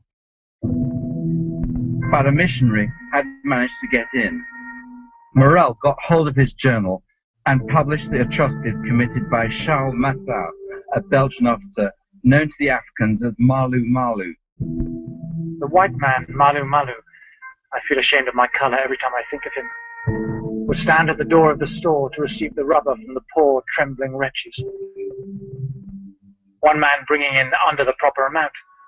The white man flies into a rage and, seizing a rifle from one of the guards, shoots him dead on the spot.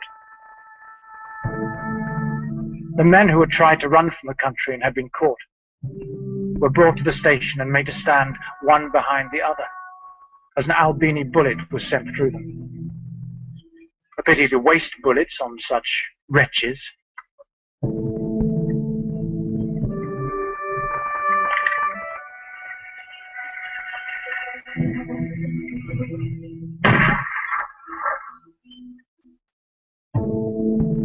Some of the stories are unprintable, and much that I heard would not pass muster in court.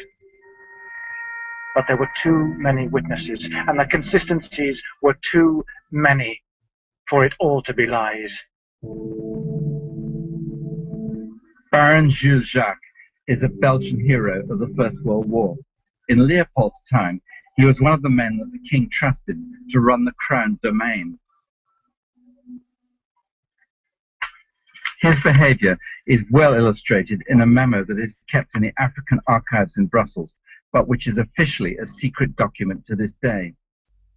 Monsieur le chef de poste, décidément ces gens d'Inongo constituent une bien vilaine engeance. Ils sont venus couper les lianes à caoutchouc à Ibali. Nous devrons taper sur eux jusqu'à soumission absolue ou extinction complète. Prévenez-les que s'ils coupent encore une liane, je les exterminerai tous, jusqu'au dernier. Leopold's personal profit from his crown domain was 231 million euros.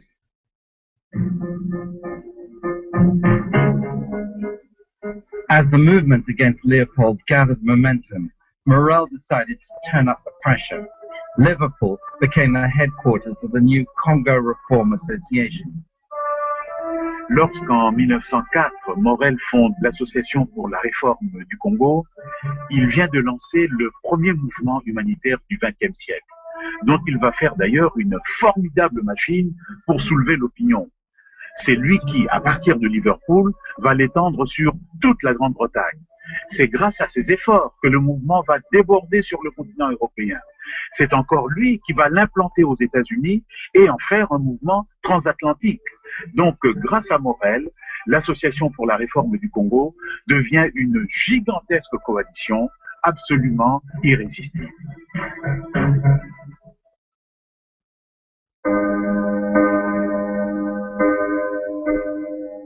Morel's Congo Reform Association took the cruelty of Leopold's Congo to public meetings across the country. A hymn was especially composed. Britons, awake, let righteous ire kindle within your soul a fire. Let indignation's sacred flame burn for the Congo's wrongs and shame. He was a genius propagandist. He really dragged the issue to the centre of the international stage. He had the brilliant idea in 1906, when his book Red Rubber was published, of putting on the front of it a picture drawn from the Egyptian Book of the God of souls being weighed in the scales. And in one pan of the scales, they had a picture of Leopold in all of his regal regalia, and on the other side, they had a simple black hand, a severed hand. And that's an extraordinary symbol, really, of a movement. That is really how to imprint something on people's understanding, to sum it all up in a single image. And so I think that, you know, he really is one of the fathers of investigative journalism and of pressure group politics and of 20th century humanitarianism. Morel was waiting for the publication of Casement's reports. When it came, he was not disappointed. The report ran for over 50 pages. The British Foreign Secretary called it proof of the most painful kind. For Leopold, the report was a fatal blow. Ce haut fonctionnaire britannique ne se contente pas d'établir la preuve des atrocités. Il montre que ces atrocités font partie d'un système qui, par sa durée dans le temps, son étendue dans l'espace et sa répétition est très certainement le pire des systèmes coloniaux que l'Afrique ait connu. The Casement report so unnerved the king that he made a serious mistake. In 1904, he sent his own international commission to the Congo to investigate. He thought he could control what they said. He was wrong. He hadn't counted on the determination of one man, John Harris, a missionary at Baringa. Harris and his wife had set up a mission right in the heart of a concession area. Every day they saw the crimes that were being committed against the Congolese. As a result, Harris was waging his own war against the state. To His Excellency the Vice Governor General, I have just returned from a journey inland to the village of Nsongo Umboyo. The abject misery and utter abandon is positively undescribable. A few months ago, Monsieur Pilet took his sentries there. A young woman, Imanega, was tied to a forked tree and chopped in half with a machete, beginning at her left shoulder, chopping through the chest and abdomen and out of the side. It was in this way the sentries punished the woman's husband. Another woman, Bolumba, wishing to remain faithful to her husband, had a pointed stake forced into her womb, and as this did not kill her, she was shot. I found that, as in other towns, enforced public incest formed amusement for the sentries. I was so moved, Your Excellency, by these people's stories that I took the liberty of promising them in the name of the Congo Free State that in future you will only kill them for crimes.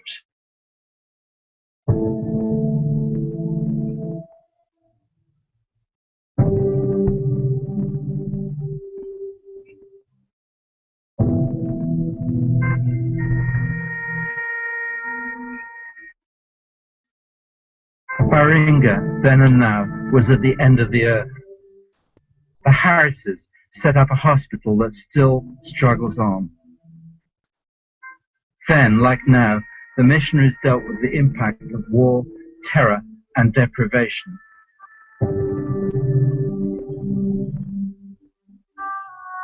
Then, like now, they faced the scourge of sleeping sickness.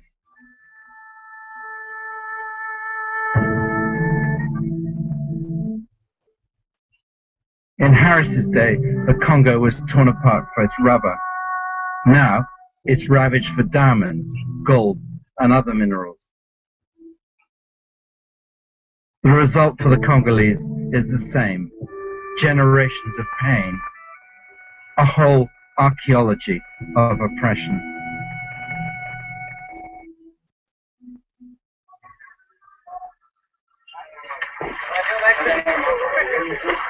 A 100 years ago, 2 steamers came to Baringa. On board were judges, secretaries, state officials, and soldiers. Leopold's International Commission had arrived.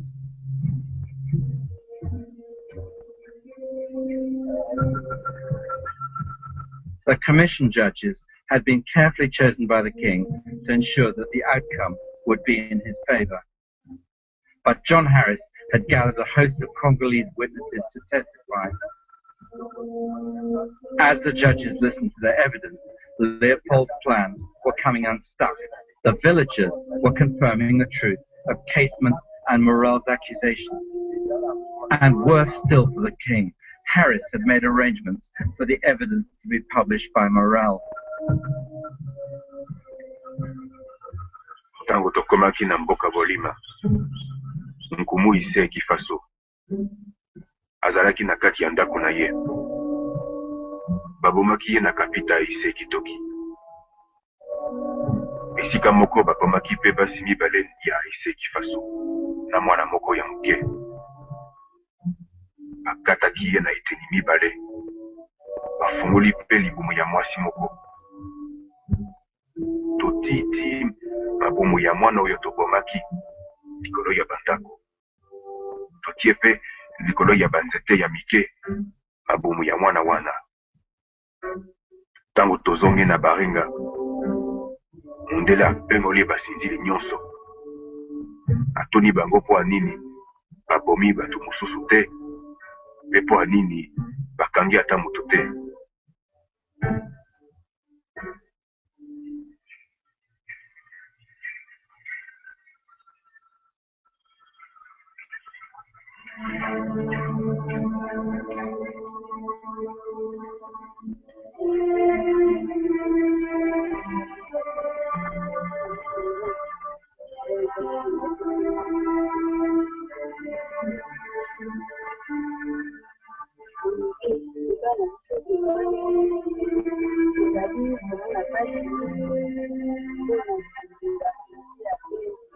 For 3 months, Leopold's commission collected the evidence for their report.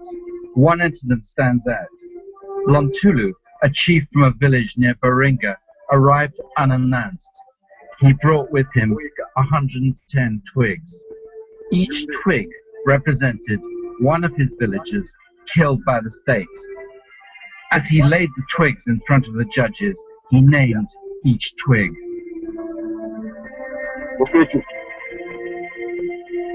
Watu Chef Yembe Kumu Yai Kumu Mai Kumu Bindo Mwana Kwa. The state never forgave Lontulu, and some weeks later he was tortured to death. But when the commission finally left the Congo, the Governor-General committed suicide. He slit his throat with a razor.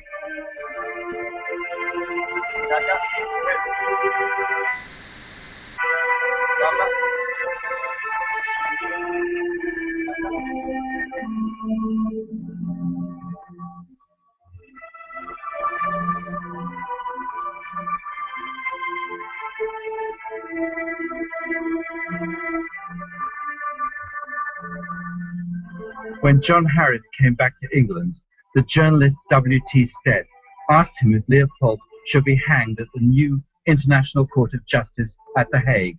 Harris replied, I think any international tribunal which had powers of a criminal court would, upon the evidence of the Commission alone, send those responsible to the gallows. Well, the idea of one of the great perpetrators of European colonialism, and one of the perpetrators of European colonialism at its most callous and unpleasant, being brought before an international court, is, I have to admit, not an unattractive one. And I suppose what we're seeing at this time, and of course it's part and parcel of this new imperialism, this crude, heavy-handed, aggressive, violent imperialism, is criticism in the West. One is seeing the development of an international radical movement. And people like Stead and people like Morel are the beginnings of a movement which eventually will produce the League of Nations and the UN. And it would be attractive to think that Leopold could have been an early victim, but unthinkable, I think, at the time.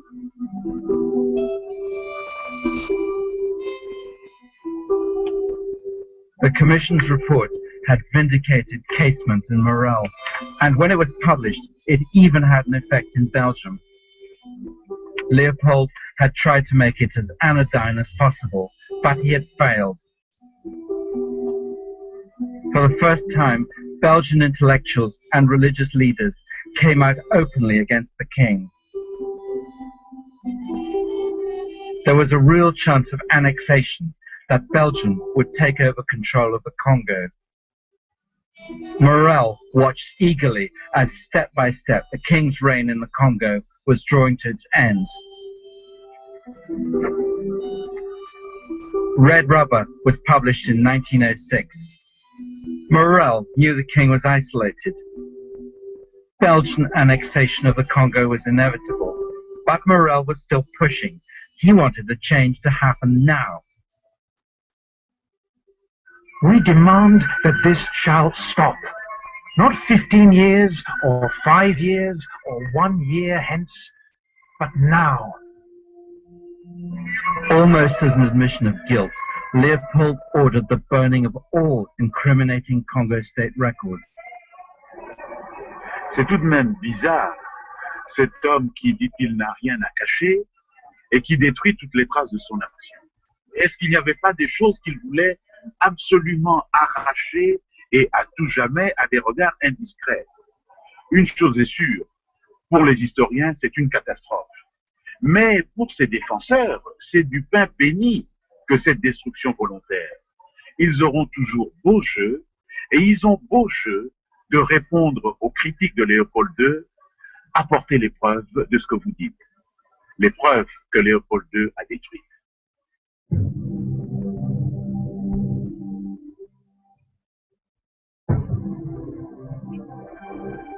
Right at the end, the king insisted that the Congo was his and his alone, but no one was listening anymore.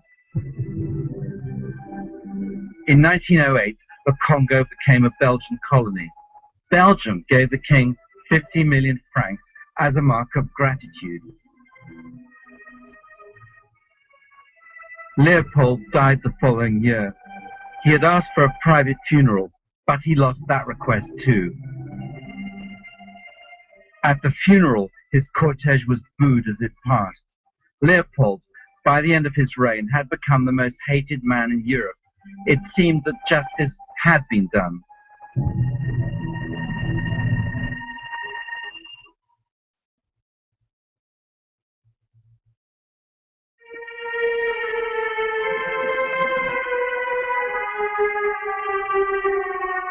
Monarchy in Belgium, like monarchy everywhere, is protected. But in Belgium, it's the royal past that is most hidden from view. Les Belges n'ont jamais vraiment su ni compris ce qui se passait au Congo. Ces réalisations, ces constructions, tout cela créait une sorte d'écran de fumée, de mur, qui empêchait de voir ce qui se passait au Congo. Et puis très peu de Belges ayant vécu au Congo ont vraiment rapporté ce qui se passait là-bas. Et finalement, quand le Congo est devenu sous contrôle belge, il était devenu tellement rentable qu'il valait mieux se voiler la face et ne pas se poser trop de questions. Leopold's statues are in reality monuments to a nation's denial. Despite being put in place after the king had died in disgrace, he is unashamedly represented as the civilizer and benefactor. C'est remarquable qu'après sa mort, une nouvelle image de Léopold II émerge et avec elle, une histoire entièrement remodelée. Dans cette nouvelle histoire, qui est patriotique, se trouvent mélangées trois choses. Le roi Léopold II, devenu l'objet d'un véritable culte national. La Belgique en tant que nation, soudée derrière son roi. Et le Congo, devenu enfin une colonie de la Belgique.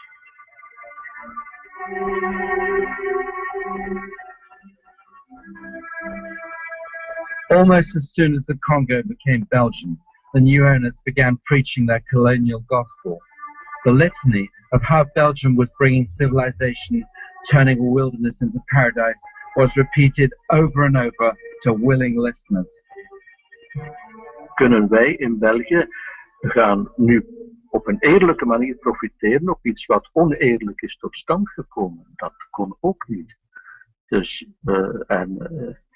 daarom moesten wij met een mooie kolonie op een gezonde morele basis kunnen vertrekken.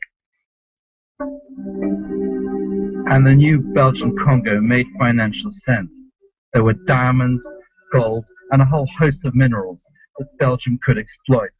Leopold, before giving up the Congo to Belgium, had set up a giant mineral exploitation industry.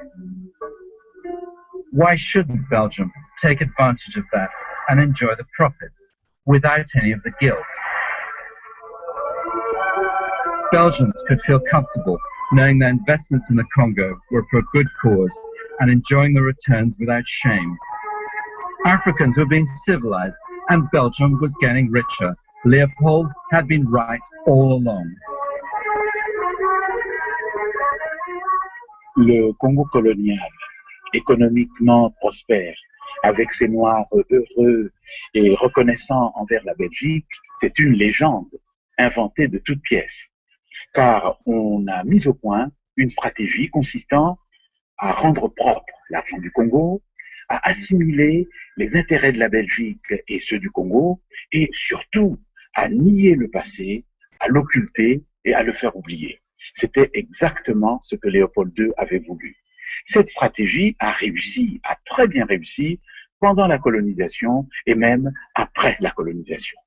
Car il a fallu quelques 100 ans pour que, enfin, remontent à la surface tous les secrets peu reluisants sur la colonisation au Congo.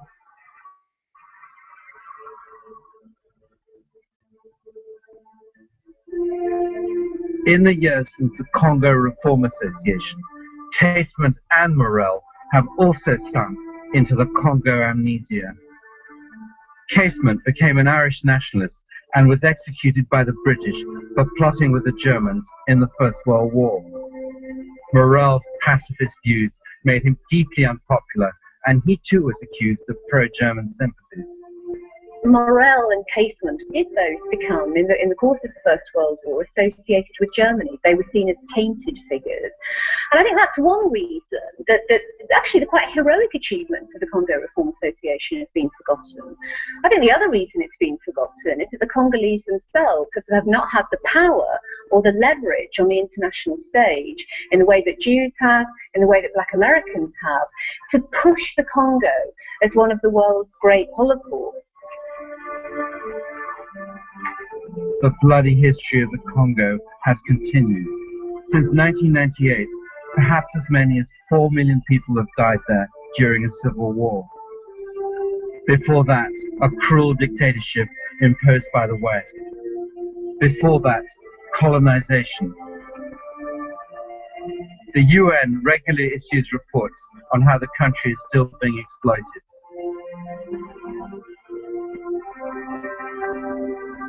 Yet another homage paid to Leopold in Brussels, this one put up just a few years ago. Leopold will be proud.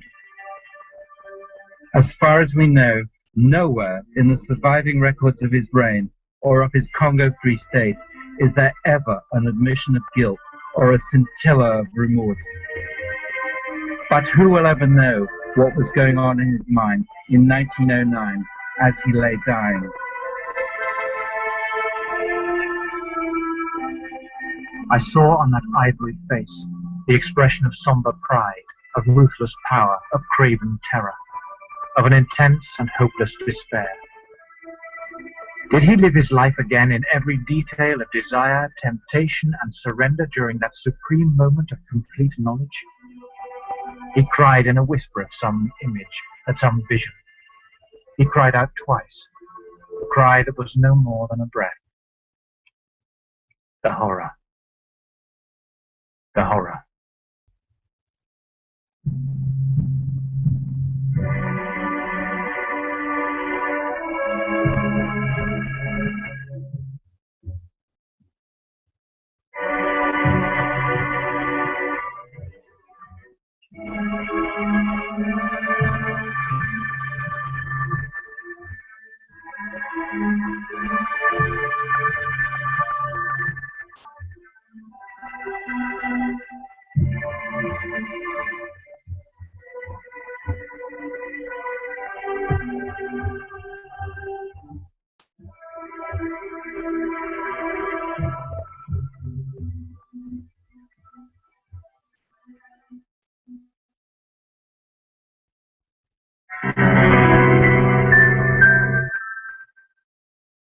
So, sisters and brothers, that brings us to the end of that particular documentary. Remember, that documentary was part of a test broadcast on the Pan-African People's Phone-In this evening.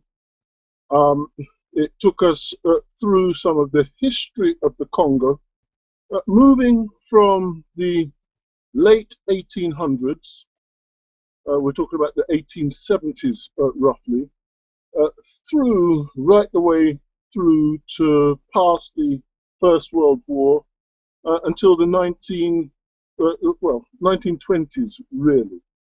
Although Leopold himself passed in 1909, the story went on and the Congo became a central feature of World War I and World War II, in fact. The world wars were really about Africa and particularly about the wealth of the Congo. That's another story or another part of the history for another time. But the truth remains that the Congo is strategically one of the most important centers in the world, and in fact, some of us would argue the most important strategic center in the world, because it is the richest land anywhere in the world, placed as it is in the richest continent of all of the continents in the world, Africa. And so there's a basic equation that until the Congo is free, Africa cannot be free. That's how important the Congo is, not just in African affairs, and I speak as a Pan-Africanist, but in world affairs. Whoever controls the Congo is in a position to control the entire world. The Chinese understand this. This is why, I think it was in 2008, they signed an agreement with the then leader Kabila of the Congo, because you had Kabila Senior and Kabila Junior. I believe it was with Kabila Senior they signed the agreement to put 2,000 miles of railroad into the Congo and an equivalent amount of new roads into the Congo, because they realized that they had to build good relations with the Congo in order to become a superpower, in order to consolidate their position as a world superpower. So they were moving in, trying to outdo the Europeans and USA in the Congo. So there's a world strategic battle going on for the whole of Africa, but in particular the Congo. And this is why characters such as Bill Gates claims to give £1 million or $1 million US a year, or sorry, $1 billion US a year to the Congo. Precisely because in that soil what you have is coltan. Coltan is the critical substance for mobile phones and for computers. If you remove coltan, all of what we regard as new technology, all of these new style TVs, all of the computers, all of the mobile phones, all of the new technology that we are enjoying at the moment ceases to operate. That's how important coltan is. And 80% of the world's coltan is in the Congo. So that, again, that tells you how strategically important the Congo is. So everybody is in trying to get their bit of Africa, and in particular, they're trying to get their bit of the Congo. And one of the methods that's used is the method of destabilization, of creating wars. In the Congo, for instance, some 10 million people have died in the last 10 years through wars. So we just get a sense now of the level of the genocide that's been perpetrated against our people in that particular part of our motherland.